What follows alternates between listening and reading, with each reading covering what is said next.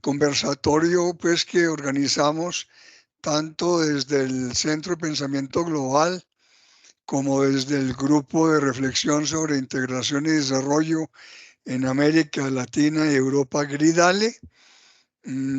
Es para nosotros muy satisfactorio poder finalizar el 2023 con 6 nuevos tomos en la colección del GRIDALE, 3 que corresponden al seminario que hicimos con IELEPI en Alcalá de Henares en octubre del año pasado sobre el futuro de la integración europea.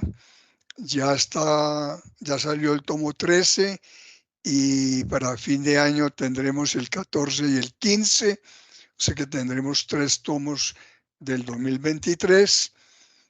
Y por otro lado, en un proyecto de investigación en el cual han participado integrantes del GRIDALE y algunos externos, dentro del ánimo de ir haciendo estudios de regionalismo comparado, tendremos también 3 tomos, los tomos 16, 17 y 18, correspondientes al proyecto de investigación sobre propuestas para la reactivación de la integración multidimensional latinoamericana en la pospandemia, y en el cual entonces hoy estaremos haciendo unos comentarios alrededor del tomo 16.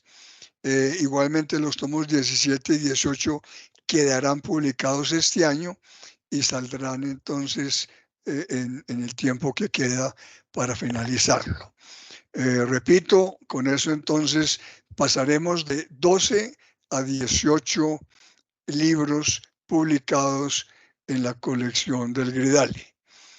Ahora también, lo recuerdo, en diciembre deben comenzar a llegar los capítulos de quienes participaron en el tercer congreso del GRIDALE en Sao Paulo, Brasil, en donde hayan entonces ampliado sus ponencias a capítulo de libro. Esperamos entonces empezar a recibir capítulos para más libros en la colección GRIDALE ya correspondientes al tercer congreso. O sea que esta dinámica de publicaciones se mantiene muy activa y vamos a aprovechar simultáneamente para hacerle unos ajustes a la página web del GRIDALE, que va a ir teniendo también una nueva presentación y que va a irle dando también difusión a todas estas publicaciones.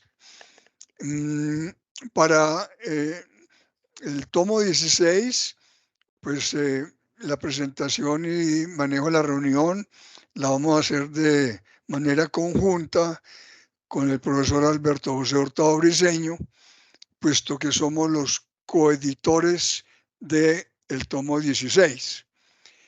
Adicionalmente, Alberto tiene también escrito uno de los capítulos del libro. Luego él también podrá hacer algunos comentarios sobre su obra. Como estaba anunciado, la idea como panelistas es contar en primer lugar con la profesora María Victoria Álvarez de la Universidad Nacional de Rosario, Argentina, que escribe el primer capítulo.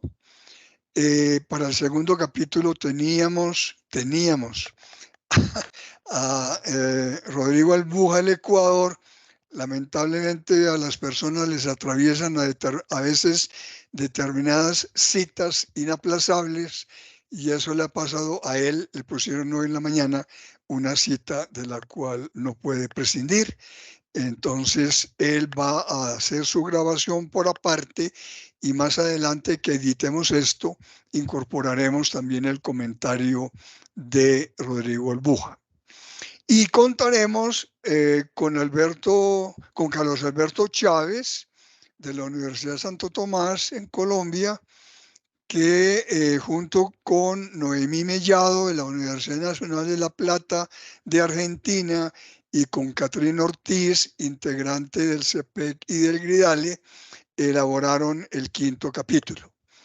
Entonces, bueno, creo que tenemos gente suficiente para que adelantemos este conversatorio. La idea es que sea hasta las 12:20, 12:30, o sea que se desarrolle pues entre hora y 20 y hora y media. Y pues tal vez como la primera reflexión que yo haría entonces sobre el tema es que el tomo 16, el título es el de políticas sanitarias, política sanitaria, ambiental y tecnológica para la integración latinoamericana. En este tomo, pues de acuerdo a lo que acabo de mencionar, se tocan 3 temas que hoy en día son fundamentales en las perspectivas no solo de la pospandemia, sino de las responsabilidades que debe asumir la integración, especialmente la latinoamericana.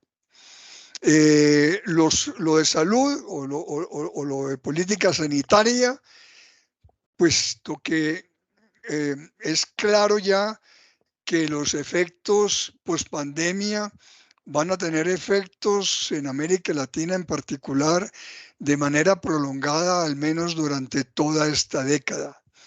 O sea que América Latina no es en 2, 3 años que va a recuperarse y que al contrario necesita sacar aprendizajes de la experiencia del manejo no siempre muy acertado que hizo de la pandemia, donde al contrario, existiendo los procesos de integración que existen en América Latina,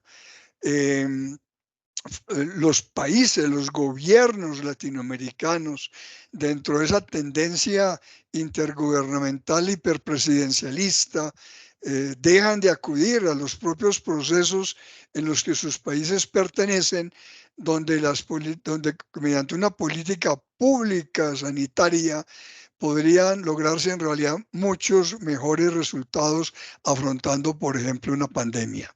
Por eso la pandemia del COVID-19 tiene que seguir dando reflexiones sobre la conformación de políticas públicas en materia de salud, en donde los procesos de integración sean justamente una herramienta para contribuir a que haya esos acuerdos consensuados multidimensionales que permitirían darle entonces una participación a los gobiernos a través de la integración en soluciones más sólidas y de mejores resultados.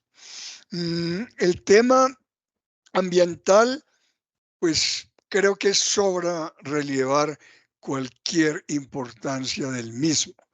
Hoy estamos justamente con COP28 inaugurándose, lamentablemente en un clima de pesimismo generalizado. Todos son conscientes de que lamentablemente los gobiernos siguen sin asumir el grado de compromiso que se debería asumir en materia ambiental, en materia de cambio de energías contaminantes, etcétera. Siguen predominando los intereses económicos que implican el cambio del modelo extractivista que abandone las energías sucias contaminantes, y ahí pues sí que es cierto que a la integración latinoamericana le esperaría todavía una responsabilidad grande para tratar de que haya políticas más consensuadas. Temas, por ejemplo, como la protección de la Amazonía o los problemas de deforestación, eso no tiene por qué estarse abordando de manera aislada o individual. Debe ser algo fruto también de consensos de los gobiernos latinoamericanos. Ese es entonces un tema también tratado en 2 capítulos por Rodrigo Albuja y por una profesora que compara la situación con África, en donde lo ambiental entonces lo complementamos también dentro del tomo 16. Y el otro tema que cada vez también va a gravitar y a interesar y a ocasionar reacciones por el impacto y por los cambios de todo tipo que va a ir generando en las sociedades mundiales y latinoamericanas, son los cambios tecnológicos de la cuarta revolución industrial. Esto, como se ha visto, se ha acelerado muchos de estos avances tecnológicos que se pensaba que era más adelante, que habría que asumir sus consecuencias. Las consecuencias son ya para la presente década y temas entonces como robotización, como ingeniería ambiental, perdón, como la ingeniería artificial, el manejo de la inteligencia artificial, Big Data, toda una cantidad de otros factores que acompañan, como la nanotecnología, en fin, es una sumatoria biogenética de nuevos cambios que ya van a gravitar completamente en América Latina. Pero ahí hasta ahora, pues ahora lo comentará Alberto, que hizo inclusive un capítulo de manera comparativa sobre lo que han hecho los procesos latinoamericanos en esta materia. El hecho es que de todas maneras es un tema que está por profundizar, ya que los impactos en materia de empleo, en materia de reposicionamiento de unos sectores laborales que necesitan reencontrarse en el mercado laboral, los cambios en la educación, generando precisamente el acceso y el conocimiento y aprovechamiento de las nuevas tecnologías. En fin, son variadísimos los campos en los cuales también hay un impacto muy grande de lo tecnológico. Acá entonces, nosotros lo que pensamos es que desde Gridal hay una responsabilidad de seguirle dando y haciendo seguimiento a estas variables. Una, recordar que en el plan de acción para el relanzamiento de la integración latinoamericana, que se vio en el segundo congreso organizado desde Buenos Aires, juntamente, pero que fue pues por cuestiones de COVID virtual, en ese plan de acción quedan contempladas precisamente una serie de recomendaciones sobre la necesidad urgente de que la integración latinoamericana asuma políticas públicas en materia sanitaria, acompañadas de la educativa, que se prioricen allí. El tema ambiental está también allí e igualmente el tecnológico. O sea que los temas del presente libro, tomo 16, son temas que tienen también una serie de recomendaciones como responsabilidad de investigación y de trabajo de parte del Gridale. Y lo otro que se viene un poco, por ejemplo, en el ámbito sudamericano, es ver de esta propuesta que entró ahora en septiembre el gobierno brasileño sobre el relanzamiento de la integración, sobre una hoja de ruta para la integración sudamericana, pues mirar a ver, entonces revisando los puntos que están allí mencionados, pues está específicamente salud. Lo ambiental está tratado de manera marginal a través de los problemas ya de desastres naturales, pero en fin, hay que insistir desde Gridale, que tenemos la responsabilidad de ver cómo se hace un seguimiento y una formulación de recomendaciones a la hoja de ruta para la integración sudamericana. Con esto lo que quiero decir es que estos temas que se van entonces a presentar y comentar hoy son de total actualidad, son de responsabilidad absoluta de los trabajos presentes y futuros del Gridale, y donde pues hay que insistir en que los gobiernos latinoamericanos vayan gradualmente asumiendo mayores compromisos solidarios en estas temáticas. Con base en esta presentación, entonces, inicial de tipo general, le pasaría la palabra a Alberto para que no solamente como editor, sino también como autor, ya él entonces diera una introducción y paso a los panelistas para que tengamos una primera ronda en la cual comenten unos entre 10 y 15 minutos y luego tengamos ya preguntas y diálogo con los que están participando en el conversatorio. Alberto, por favor. Muy buenos días, profesor. Muchas gracias. Muy buenos días para todos. Gracias por el enorme interés en compartir con nosotros la satisfacción de la publicación de este primer libro, resultado del proyecto de investigación propuesto para el relanzamiento de la integración regional latinoamericana, que desde el Centro de Pensamiento Global, junto con investigadores, la mayoría de ellos del GRIDARE, pudimos obtener en estos últimos años de investigación y que en su primera obra, bien lo ha señalado el profesor, se titula Política Sanitaria, Ambiental y Tecnológica para la Integración Latinoamericana. Un texto que reunió el aporte de 9 autores, 2 coeditores, para totalizar 297 páginas que contienen propuestas relevantes para gestionar la política pública de manera distinta en el ámbito sanitario, ambiental y tecnológico, precisamente para apuntar a la reactivación de la integración multidimensional latinoamericana.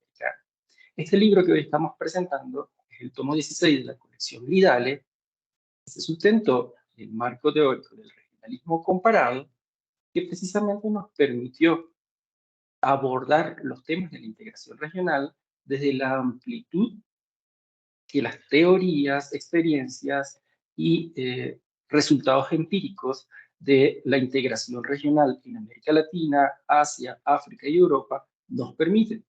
Cada uno de los autores en sus capítulos utilizaron técnicas cuantitativas y cualitativas de investigación científica para obtener unos resultados robustos que se presentan en esta obra y que sostienen, sustentan los planteamientos que como propuestas en materia sanitaria, ambiental y tecnológica se realizan en la obra.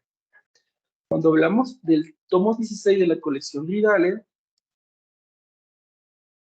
estamos presentando un libro cuya estructura es la siguiente.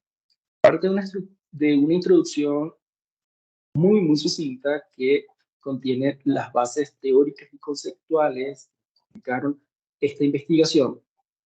Se da cuenta a manera de resumen de cada uno de los capítulos del libro y a continuación tiene en orden 7 capítulos que conforman el libro.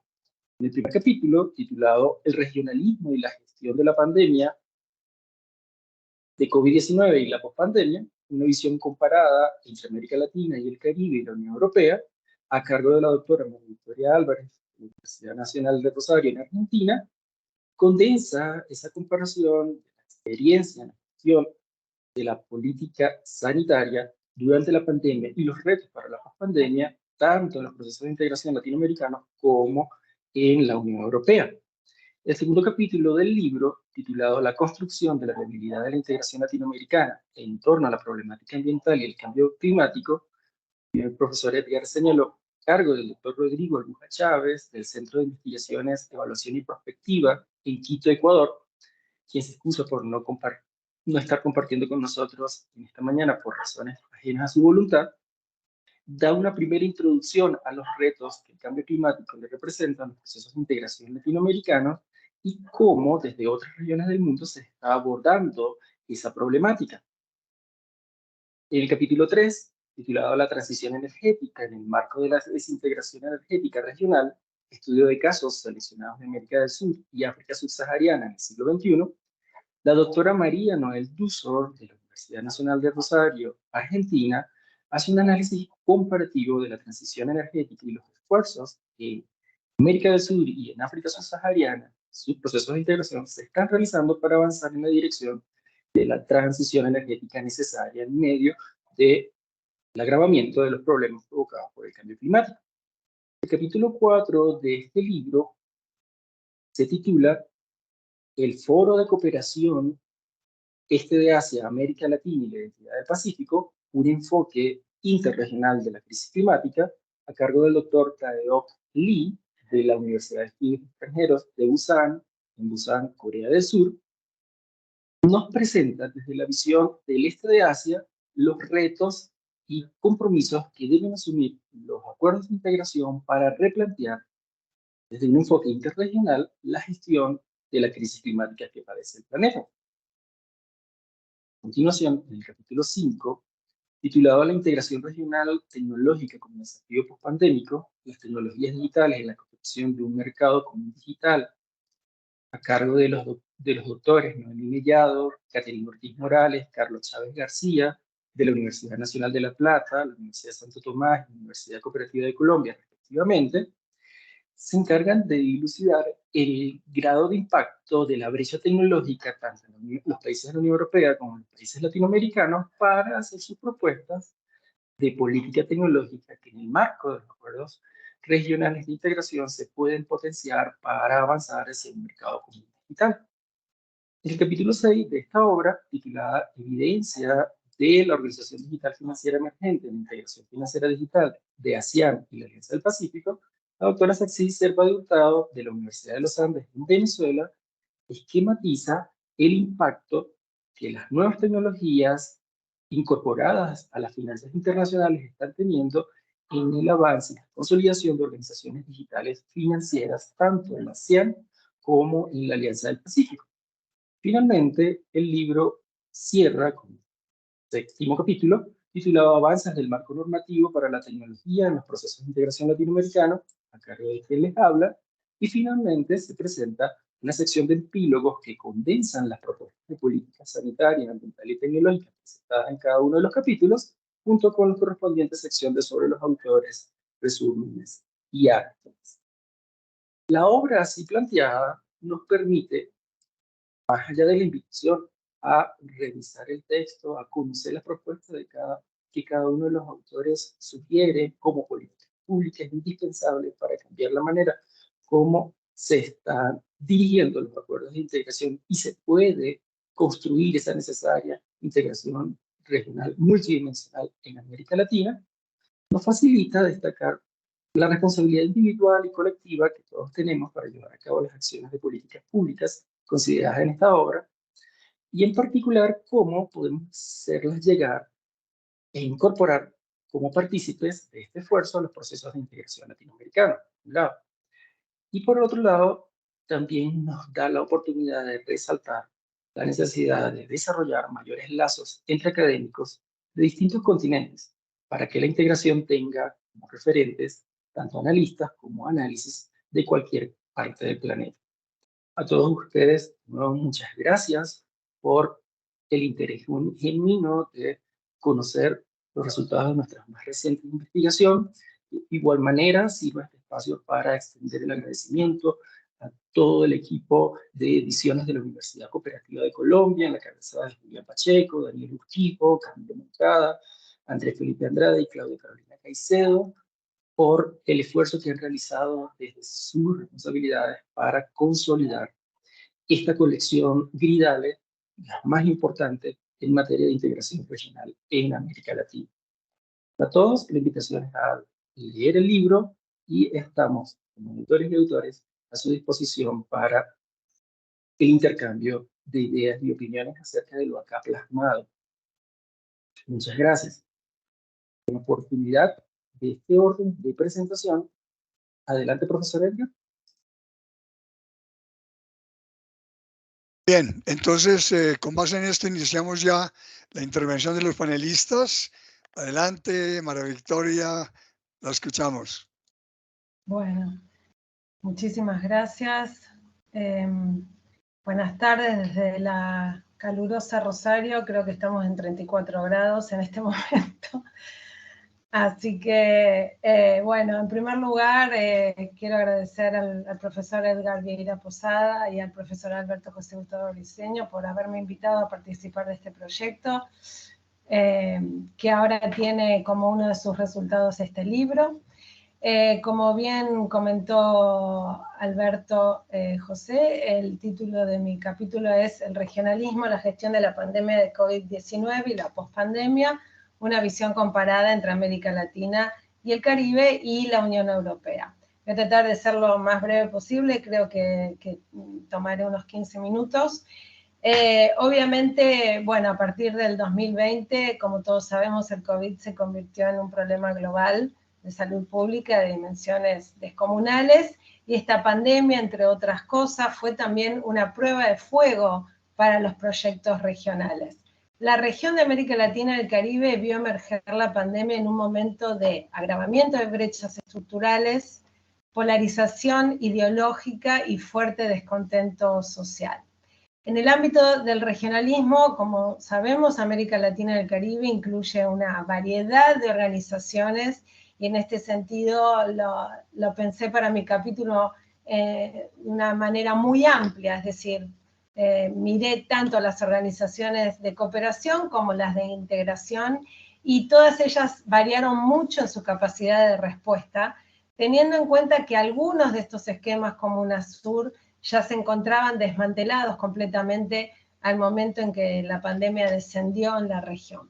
Al otro lado del Atlántico, por su parte, la Unión Europea ya venía enfrentando, como sabemos, toda una serie de crisis o policrisis antes del brote de la pandemia, y en los primeros días de la aparición del COVID, muchos temían una nueva crisis terminal, una nueva crisis existencial para la Unión Europea, aunque lo que ocurrió fue que luego de unas primeras vacilaciones, la Unión Europea arremetió con todo tipo de acciones para abordar la crisis sanitaria y económica. Entonces, el capítulo explora desde una perspectiva comparada las respuestas dadas a la pandemia por parte de organizaciones regionales, tanto en América Latina como en Europa, en este caso en la Unión Europea, y para ordenar el análisis, y por supuesto teniendo en cuenta que no era viable en absoluto analizar todas las dimensiones, identificamos solo 4 áreas de gestiones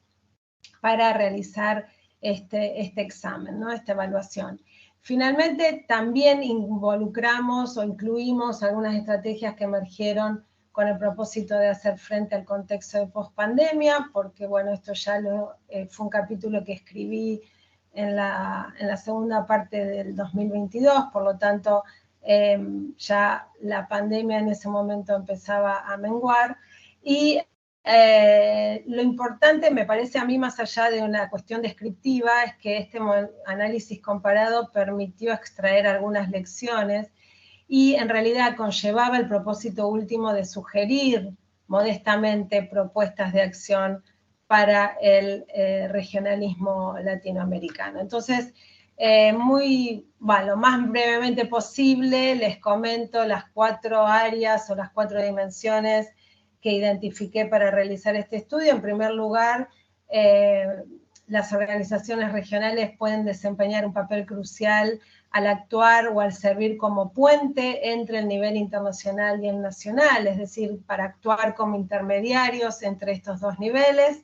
Verticalmente facilitan la implementación, por ejemplo, de acuerdos globales en el ámbito nacional, adaptándolas a entornos específicos, movilizando recursos, y horizontalmente colaboran con los países miembros de la organización en el abordaje, por ejemplo, de desafíos transfronterizos. Aquí hubo algunos ejemplos notables, simplemente menciono muy pocos. Está el caso de, por supuesto, la Organización Mundial de la Salud, que actuó en la región a través de la Organización Panamericana de la Salud, es decir, organizaciones internacionales que pudieron coordinar sus respuestas con las oficinas regionales.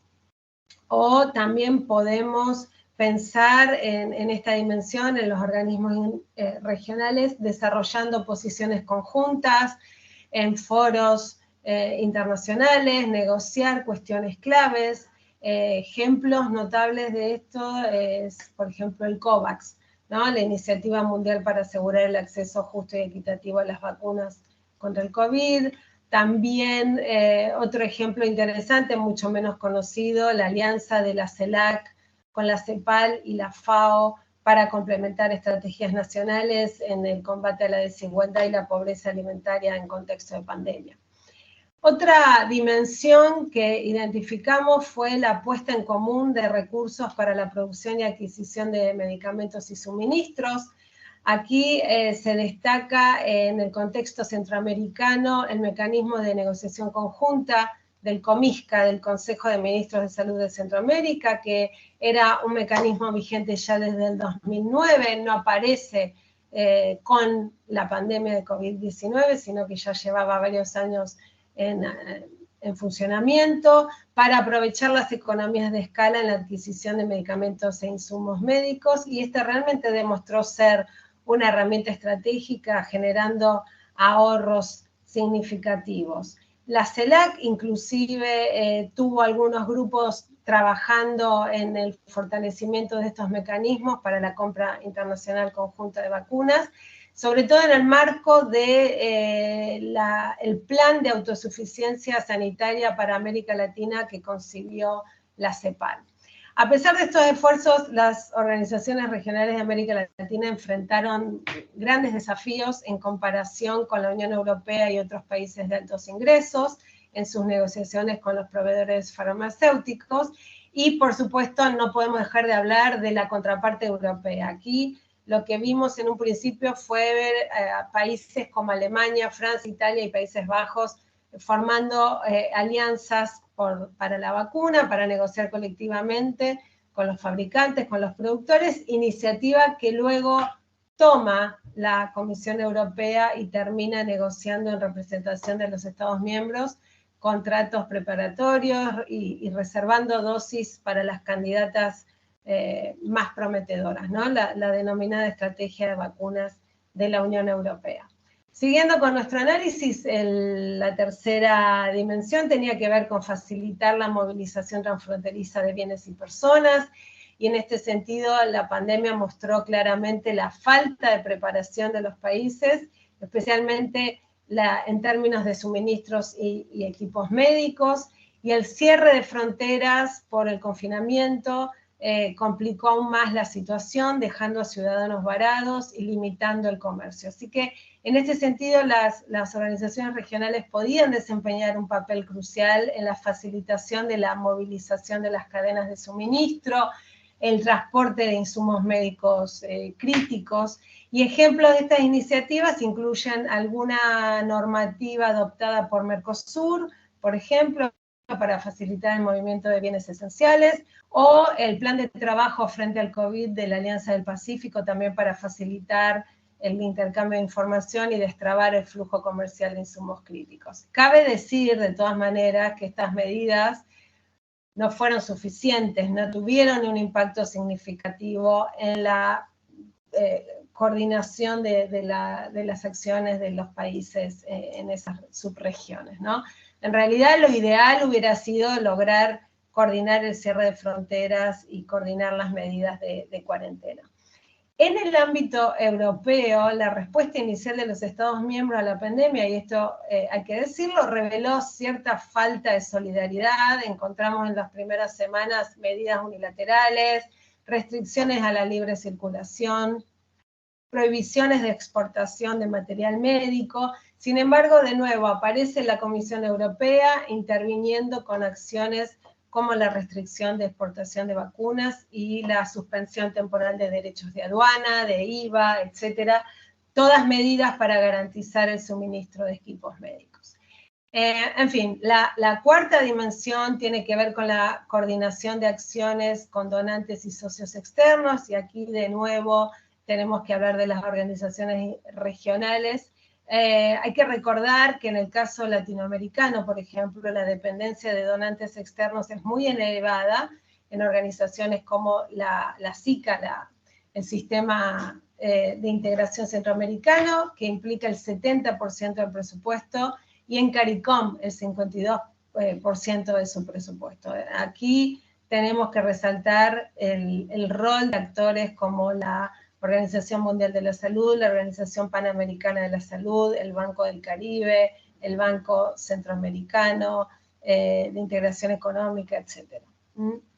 Y en el contexto europeo, la Comisión Europea sí fue consciente bastante tempranamente de la necesidad de una respuesta de la Unión a escala mundial para ayudar a sus países socios, y de esta forma nació Equipo Europa o Team Europe, basado en el trabajo conjunto entre las instituciones europeas, los Estados miembros, las agencias de cooperación nacionales y las instituciones financieras de desarrollo.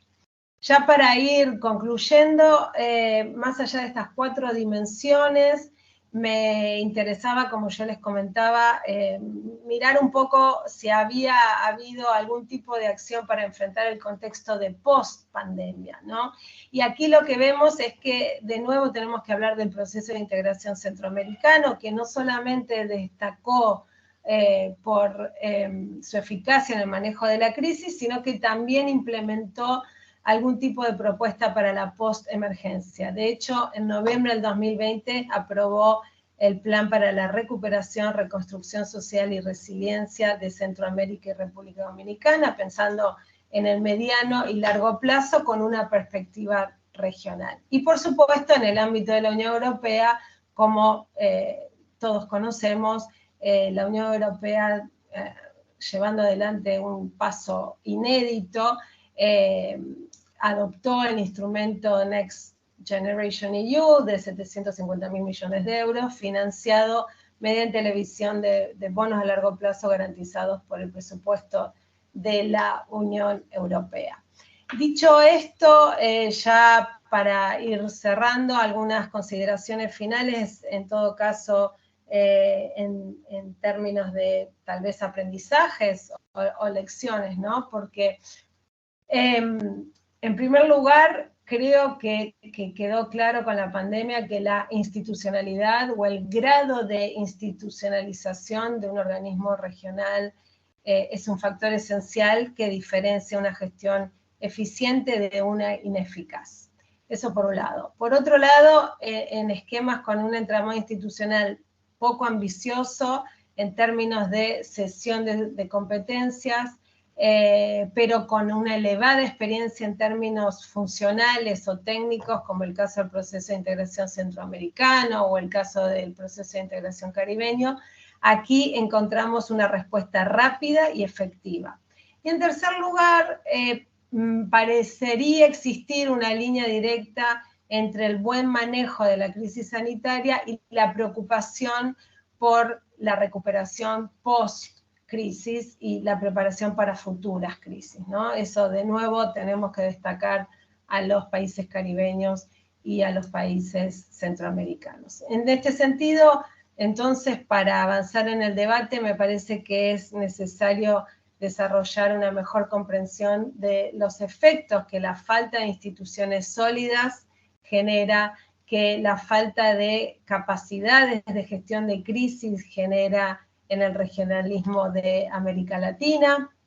Y me parece que sería importante realizar más estudios sobre la preferencia de los países de la región por el intergubernamentalismo a ultranza, como estamos viendo en los últimos tiempos, por los bajos, la preferencia por los bajos niveles de institucionalización, y habría que mirar también un poco más, estudiar un poco más esta clara afición de nuestros estados por preservar la soberanía y la autonomía en tiempos de crisis, ¿no? Entonces, para finalizar, con esto termino. Hoy es más importante que nunca preparar al regionalismo latinoamericano y a sus variadas organizaciones para lo que se viene a través de institucionalidad fuerte o, digamos, promoción de la cooperación técnica, pero en todo caso alejada de las tensiones ideológico-políticas, una mayor eficiencia en el uso de recursos, el reforzamiento de la cooperación con socios externos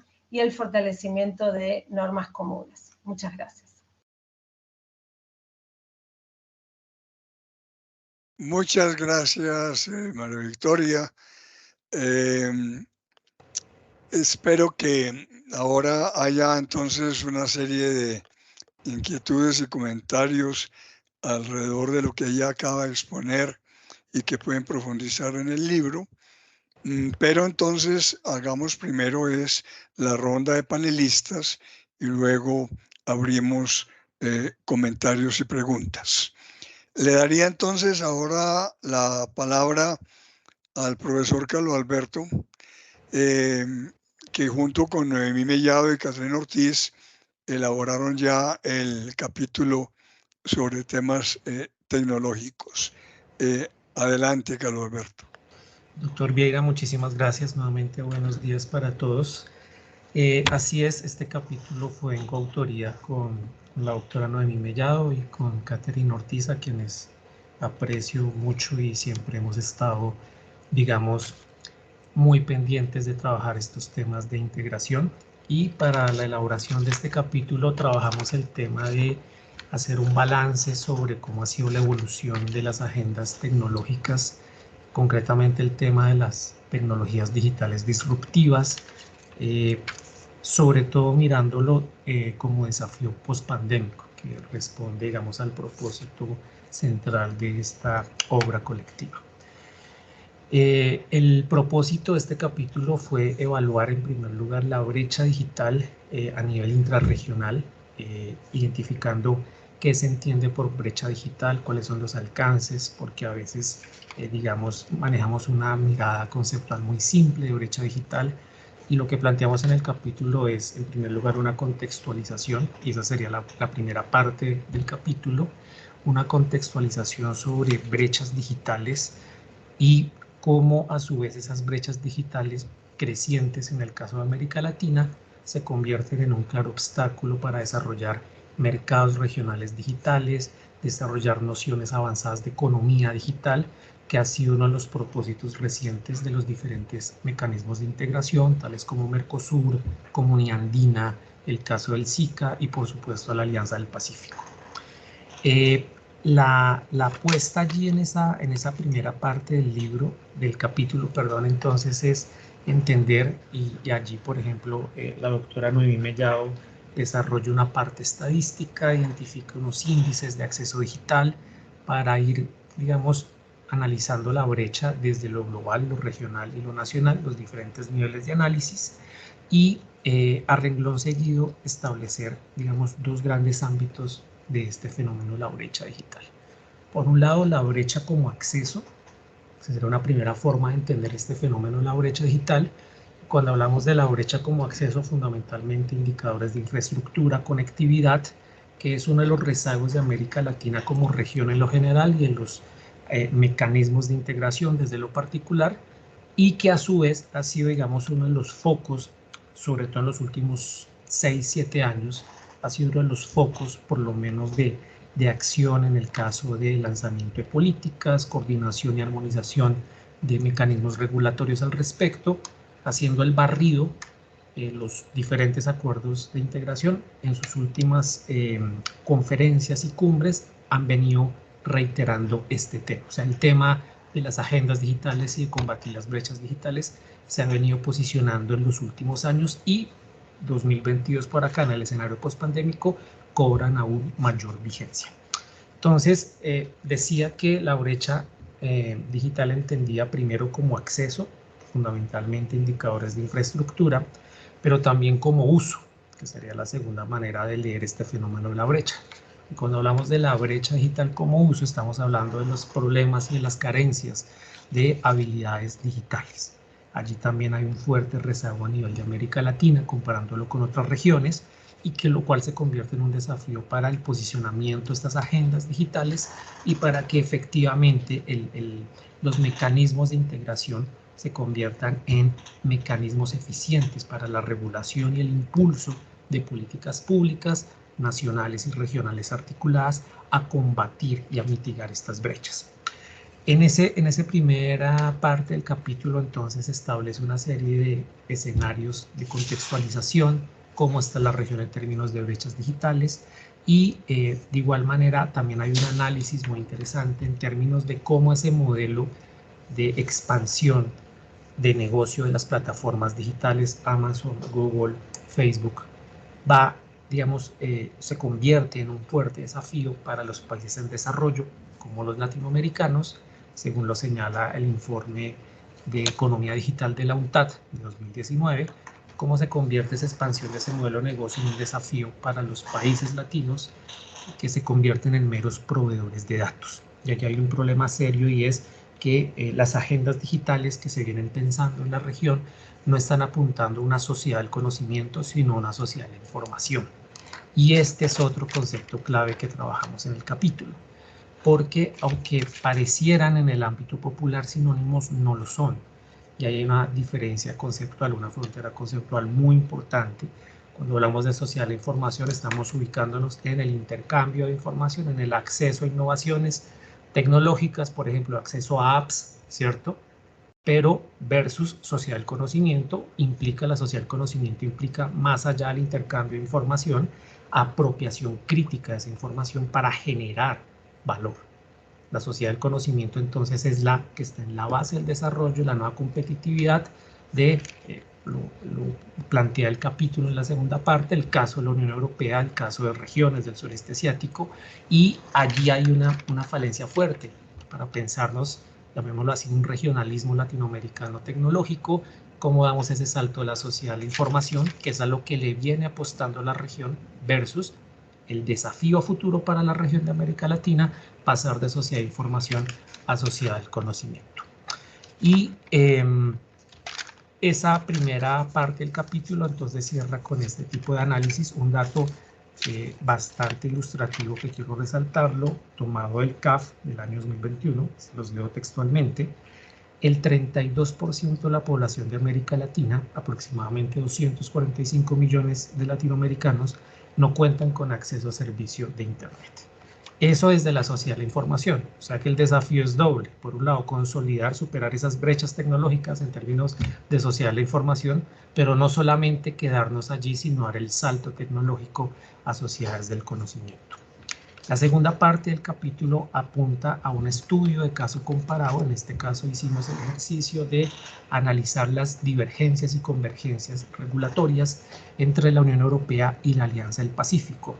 Porque los dos casos, por un lado, la Unión Europea ha tenido un avance normativo muy significativo en los últimos 10, 15 años, se ha consolidado a través de diferentes estrategias, mientras la Alianza del Pacífico ha lanzado la iniciativa a través de su hoja de ruta del año 2018 de un mercado digital andino, para identificar como las aproximaciones y las diferencias entre estos dos casos. Por el lado de la Unión Europea, de hecho, el Consejo Europeo ha llamado a la década 2020-2030 la década digital, para darle una importancia geopolítica, comercial y de política exterior a esta temática, y esto arranca con el lanzamiento de la Agenda Digital en 2010, luego va a venir la Estrategia de Mercado Único Digital de 2015, y esto se va a reforzar en los últimos años en el contexto de pandemia y pospandemia en el caso europeo, con el lanzamiento del Reglamento General de Protección de Datos de la Unión Europea, la nueva Estrategia del Futuro Digital de Europa en 2021 y más recientemente leyes sobre inteligencia artificial y sobre ciberseguridad, protección de datos entre 2021 y 2022. Todo este arsenal normativo lo identificamos en el capítulo, hacemos unos cuadros comparativos entre la normatividad paralela de la Unión Europea y del caso de la Alianza del Pacífico. Y en el caso europeo es bastante interesante cómo esta progresiva emisión de normas apunta a dos ámbitos fundamentales para el caso europeo. Por un lado, hay un fuerte énfasis en proteger derechos de los ciudadanos, todo el tema de tratamiento de datos que es muy crítico cuando hablamos de tecnologías digitales, y por otro lado, el tema de elevar los niveles de competitividad de las economías europeas afectadas por la pandemia. Entonces, estos dos ámbitos, protección de datos de consumidores y regulación e impulso de escenarios de competitividad a través de economía digital, componen el ADN, llamémoslo así, de la política tecnológica en el marco de la Unión Europea. Mientras que en el caso de la Alianza del Pacífico, lo que identificamos en el capítulo es que hay un énfasis muy marcado en impulsar temas de comercio electrónico, impulsar regulación y armonización normativa en temas de telecomunicaciones. Esto, con lo que decía hace un instante, casos de, escenario de sociedad de la información, pero no hay apuestas estratégicas específicas ni desde las políticas nacionales de los países miembros de la alianza, ni en el marco de un escenario propio de la alianza de posturas, mecanismos y estrategias definidas para avanzar a sociedad del conocimiento. En el caso de la Alianza del Pacífico, identificamos como ejes de acción, cuando hablamos de tecnologías digitales, economía digital, gobierno digital, conectividad, que es mejorar estándares de banda ancha, acceso a Internet, y el concepto de ecosistema digital, que nos remitiría al tema de armonización de marcos normativos. Y cerramos el capítulo con una tercera parte, haciendo una revisión de cómo el tema de tecnologías digitales se ha venido trabajando desde el ámbito regional. Y aquí tomamos como estudio de caso el plan de acción de la CEPAL, que se llama ELAC, ELAC, que se viene desarrollando desde 2005, la primera conferencia de la sociedad, o primer plan de acción de sociedad de información en América Latina, lo impulsa la CEPAL en 2005, y desde hace 18 años la CEPAL reiteradamente ha venido trabajando en estos estándares. Aquí hay una posibilidad de acción a futuro, y esa sería una de las conclusiones del capítulo, en cómo aprovechar estos marcos normativos de la CEPAL que no han sido suficientemente aprovechados.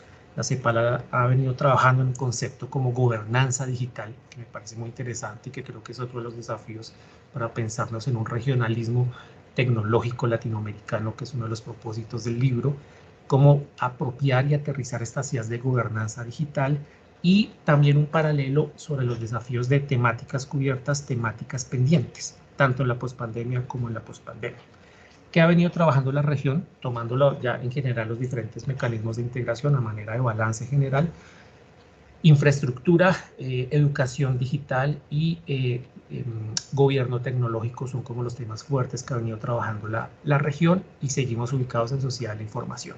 Temas pendientes, desarrollo y regulación de redes 5G, por ejemplo, la región no está trabajando eso o está muy rezagada. Apoyo a nivel de industrias y pymes con la expansión de TIC, la región está muy rezagada, y allí entonces viene la necesidad de que para cerrar esta década 2030 empecemos a trabajar en estrategias mucho más concretas de sociedad del conocimiento. También pensándolo con lo que ha sido la filosofía del Griale de cómo relanzamos la integración, creo que trabajar en agendas de sociedad del conocimiento que por lo menos a primera vista estarían despolitizadas, estarían un poco blindadas, entre comillas, de no son temas tan críticos como modelo de desarrollo, como TLCs, como concepto de democracia, que siempre van a generar ruidos entre los gobiernos. Creo que hay una necesidad global y por supuesto regional de enfrentar agendas digitales, y eso facilitaría que este fuera un tema clave para el relanzamiento de la integración. Y finalmente, en la parte final, cerramos con unos resultados y conclusiones, recomendaciones a futuro. Voy a resaltarles por cuestión de tiempo 6, las más relevantes dentro del capítulo. La primera es, lo he venido reiterando a lo largo de estos comentarios, la región como región y los diferentes mecanismos de integración siguen pensando el tema de agendas digitales bajo la lógica de sociedad de la información, pero tenemos que dar el salto a sociedad del conocimiento.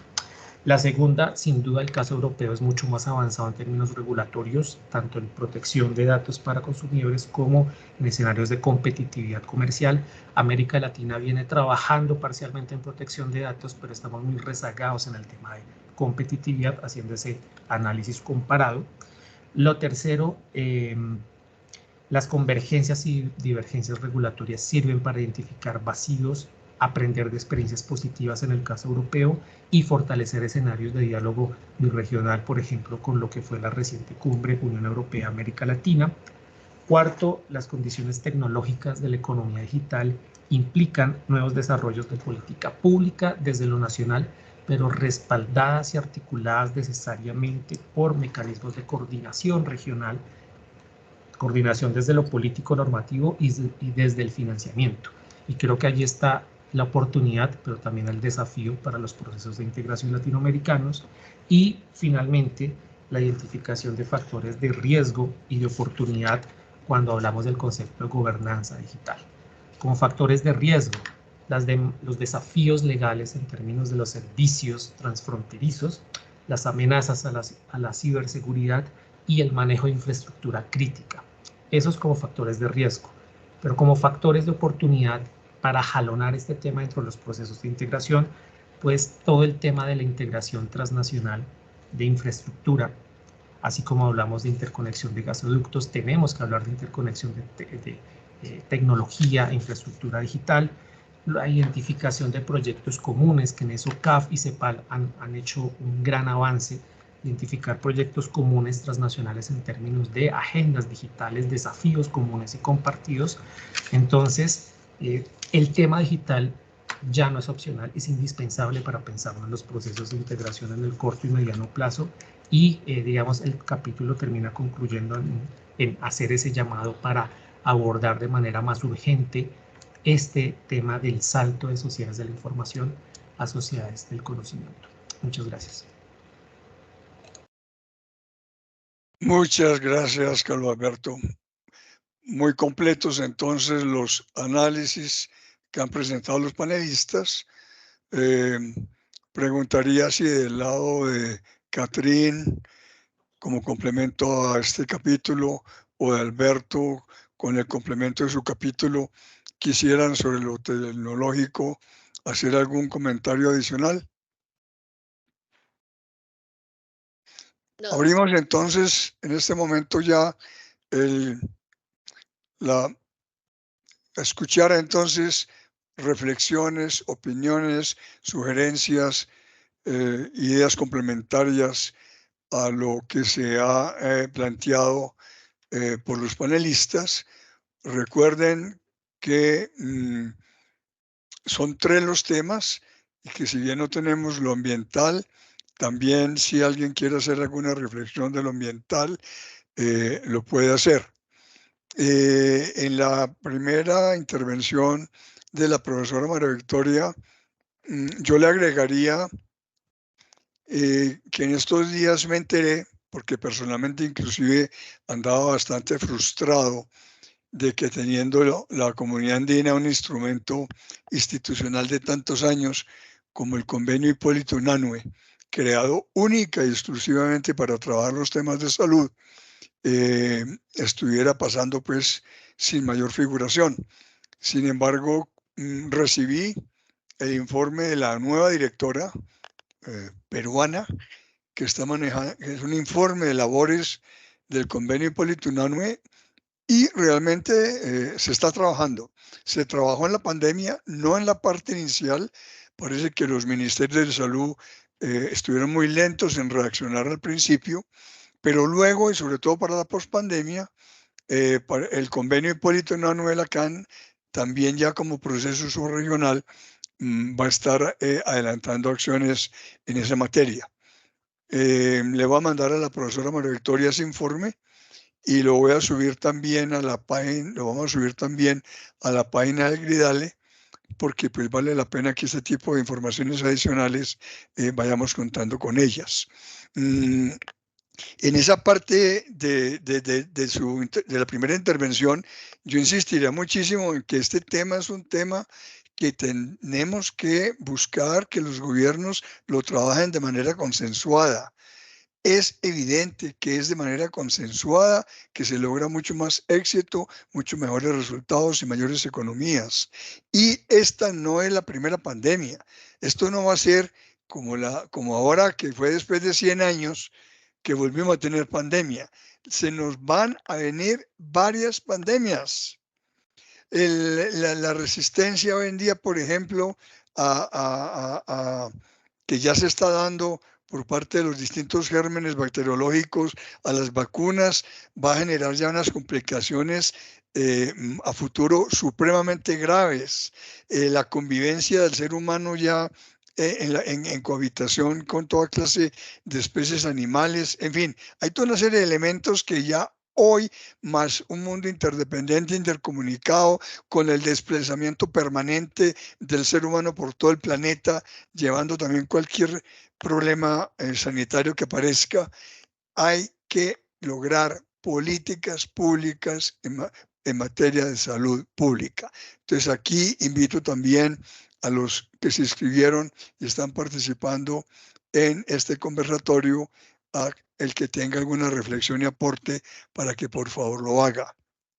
En el tema tecnológico que ha planteado el profesor Carlos Alberto, pues es un reto también enorme para América Latina, porque está clarísimo que nosotros no somos sino unos receptores, dependemos totalmente de fuera y solamente captamos para construir una sociedad de información y tratar de estar informados.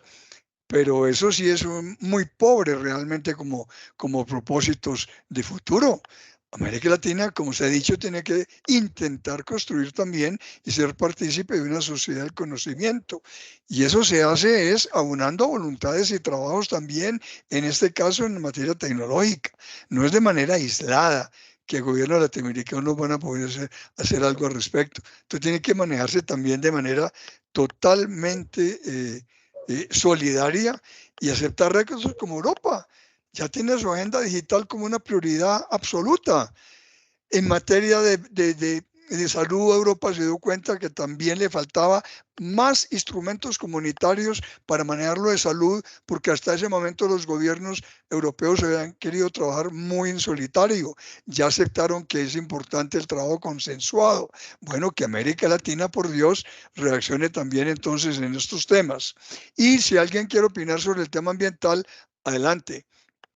Son 3 capítulos, no solamente el del Buja, que es la reflexión de tipo general, sino que son 2 capítulos, unos que compara lo de América Latina con África y otro que compara lo de América Latina con Asia. Esta forma también de que sigamos adelantando investigaciones, ya no solamente en el ámbito latinoamericano europeo, sino que con estudios de regionalismo comparado vayamos incorporando también a los otros continentes, creo que también nos debe enriquecer muchísimo más el producto de nuestras investigaciones. Por favor, entonces, se abre el debate y opinión sobre lo presentado.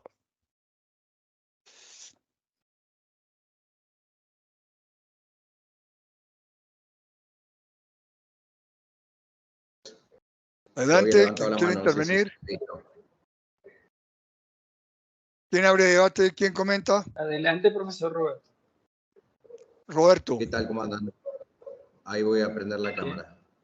Por favor. ¿Qué tal? ¿Cómo están? ¿Tanto tiempo?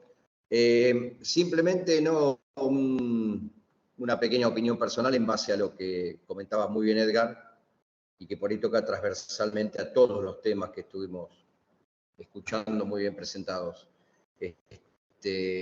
Yo cuando se sale de la pandemia había una palabra que creo que era común a todo lo que pasaba en el mundo, que era incertidumbre. Es decir, ¿y ahora qué?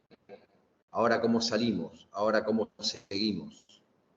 Y ante lo que dice Edgar, que es lo que está dándose, porque las últimas noticias que vienen de China nuevamente, es que esta nueva superbacteria que está disparándole a los antibióticos y demás, nos genera otro temor. Entonces, la palabra ahora, o la frase ahora es ¿qué mecanismos de colaboración? Es decir, ¿aprendimos o no aprendimos del COVID-19? ¿Colaboramos de más o no colaboramos? Porque los mecanismos de cooperación fueron prácticamente nulos, fundamentalmente en no hacer un frente común al aprovisionamiento de vacunas o al conseguir vacunas. Cada uno atendió su juego, cada uno hizo su línea de acción y no se utilizó ni el concepto de cooperación y mucho menos el de integración. Ahí hay una falla en los mecanismos de integración que creo que tienen que ser revisadas, en el caso del Mercosur, que es el caso que nosotros trabajamos más que nada de acá, desde el Instituto de Integración Latinoamericana, es este encorsetamiento que tiene el Mercosur que no le permite, negociar particularmente ciertas acciones y que todo obliga a negociar en bloque.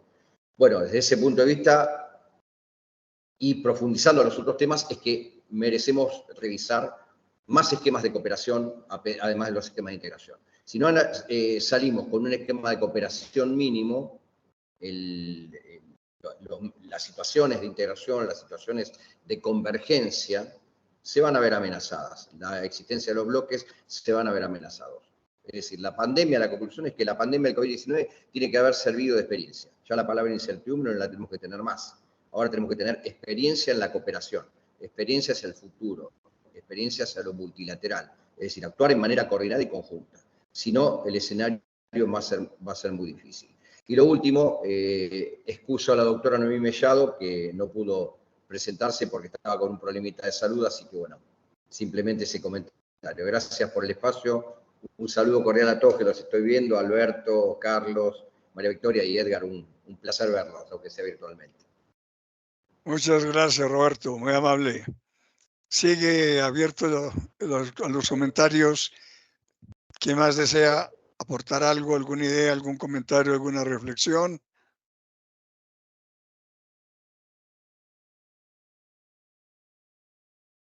Alberto. En lo que tiene que ver con materia tecnológica, el libro contiene 3 capítulos, como vimos, donde se reconoce la importancia de las nuevas... ¿Me escuchan, verdad?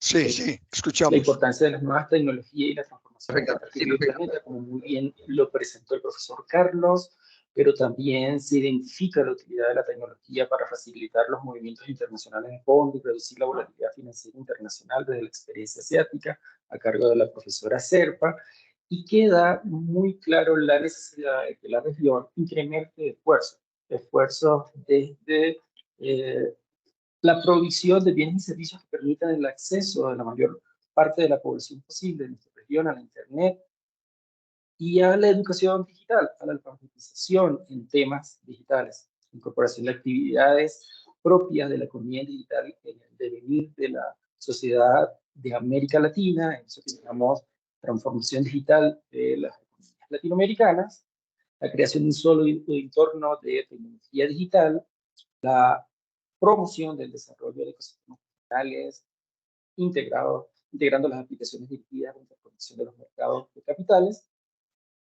Y queda también muy evidente en el texto que la experiencia latinoamericana se caracteriza, o se puede caracterizar desde el diseño y la adopción de múltiples normativas multilaterales sobre nuevas tecnologías.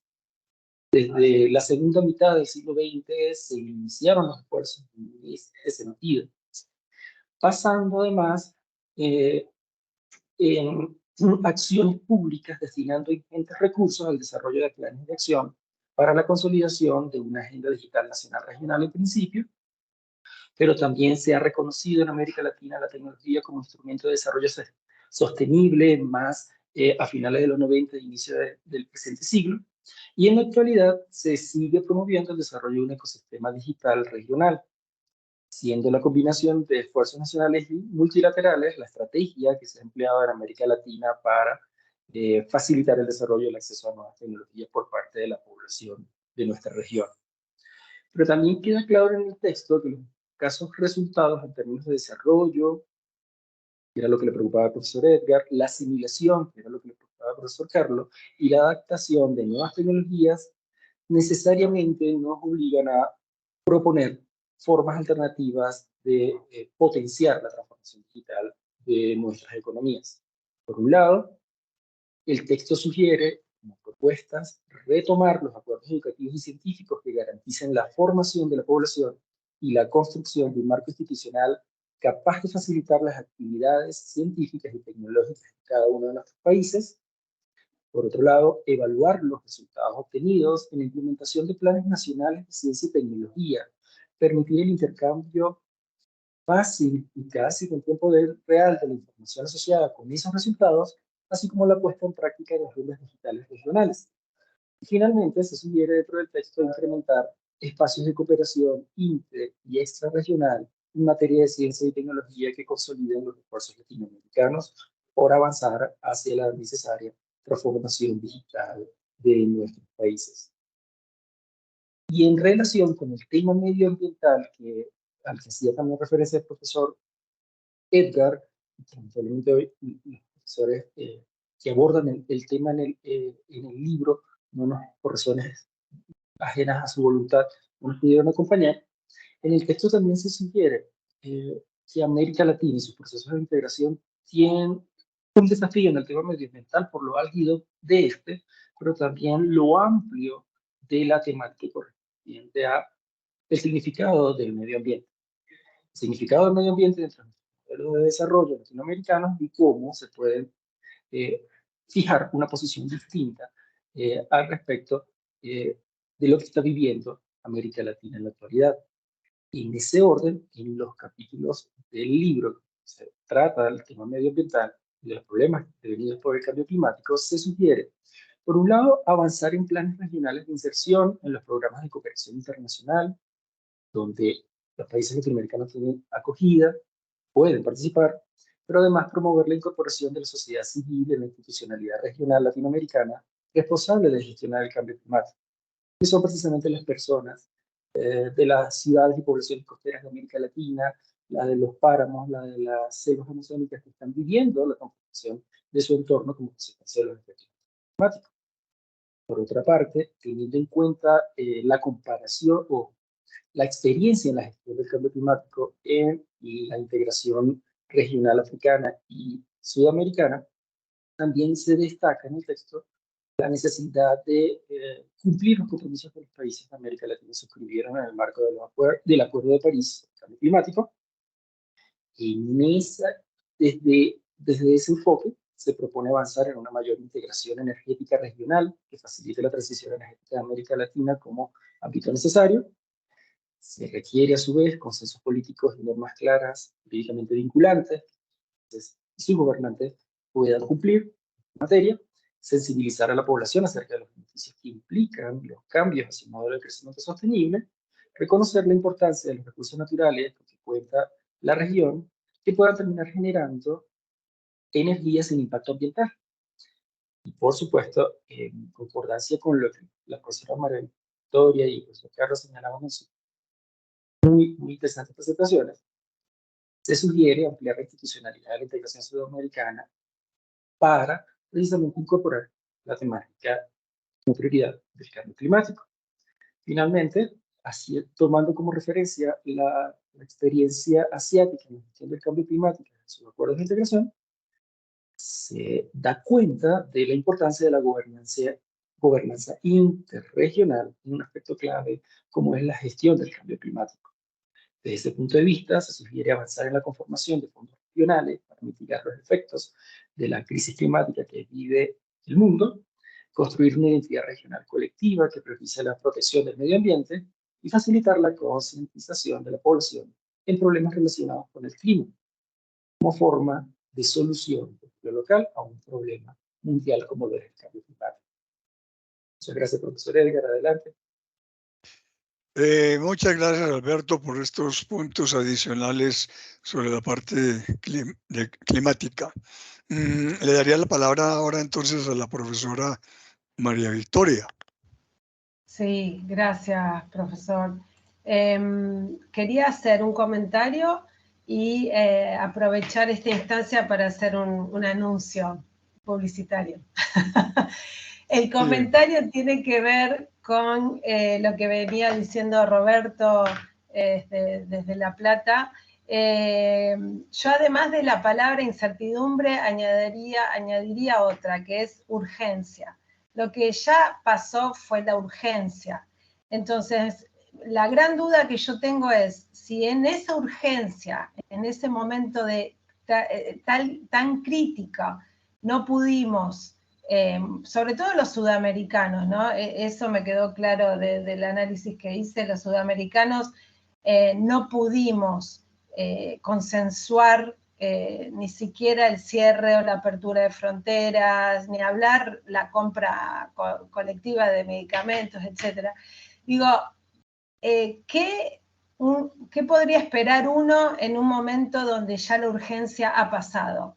Entonces, me parece importante lo que decía el profesor Vieira Posada, con la idea de seguir adelante con los estudios y ver qué ha pasado, por lo menos en este último año y medio, ¿no? Es decir, si realmente todas esas propuestas, todas esas iniciativas tuvieron un seguimiento o en qué ha quedado todo, porque si no, de nuevo dejamos todo en stand-by y volvemos a reaccionar mal y tarde cuando volvamos a encontrarnos, como dice el profesor, con otra nueva crisis, con otra nueva pandemia o lo que sea que está por venir en adelante, ¿no? Así que eso me parece una preocupación que tenemos todos los que apoyamos y defendemos y de alguna manera promovemos el regionalismo latinoamericano, ¿no?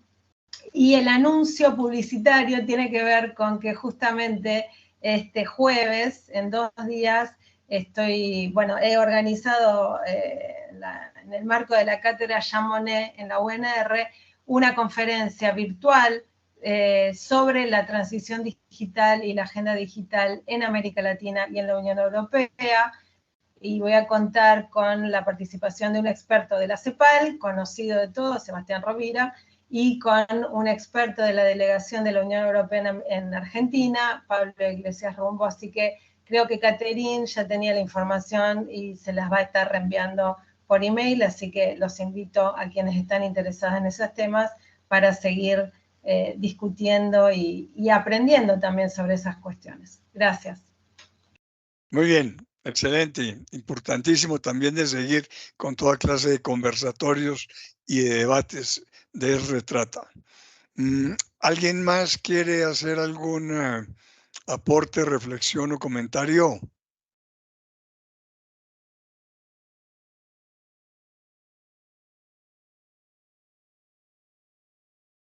Bueno, entonces, con base en esto, quiero anunciar también que comenzando el año entrante, haremos un conversatorio sobre el tomo 13, que da inicio a los 3 tomos sobre lo tratado en el simposio de octubre del año pasado de España sobre el futuro de la integración europea. La coyuntura hoy en día de incertidumbre y de inestabilidad mundial hace que no sean solamente los temas que hemos visto hoy para el tomo 16, sino que inclusive en un proceso como el europeo, que supuestamente era el más sólido y el de mayores condiciones de servirnos de referente en muchas cosas, pues hay que hacerle también un seguimiento a los ajustes que de todas maneras la integración europea va a necesitar. Y esto sumado a temáticas que el año entrante podemos ir organizando entonces debates, el tema que mencionó la profesora María Victoria al principio, de algo que está detrás de todas las limitaciones de la integración latinoamericana.